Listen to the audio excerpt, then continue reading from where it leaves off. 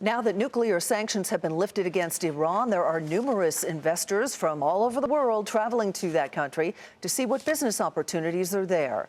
Michelle Caruso-Cabrera has more on the opportunities, but also the huge hurdles to investing in Iran.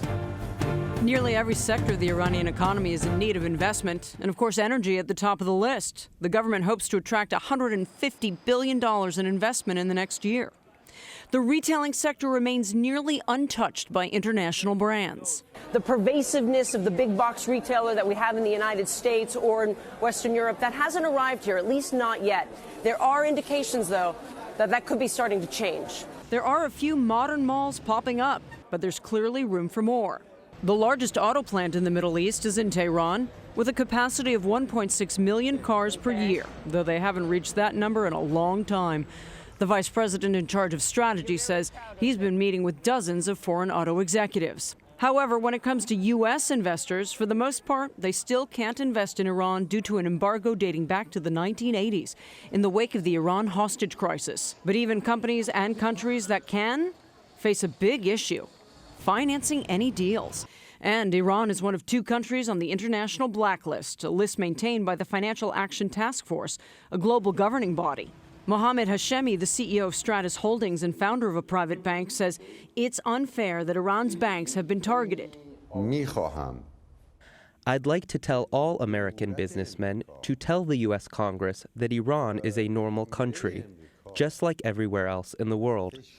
These weird, strange terrorism, money laundering accusations are not true. There's no such thing in Iran. The U.S. State Department begs to differ.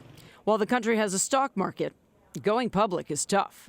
A lot of companies also do not have good reporting and transparent accounting system.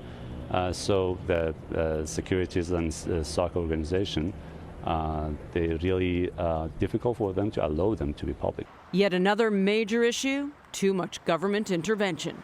The main problem of our economy has been, is, and will be mismanagement of the government. One sector that is flourishing: the contemporary art market. This gallery is packed with potential buyers every weekend. The founder says that's because Iran is changing. Things have to change, we all need to go on with the world, we need freedom, we need more freedom, we need more visitors, we need tourists most of all. An old country like us, a civilization like Iran, needs to have open doors. It's unclear if international investors will see it that way. For Nightly Business Report, Michelle Caruso-Cabrera, Tehran.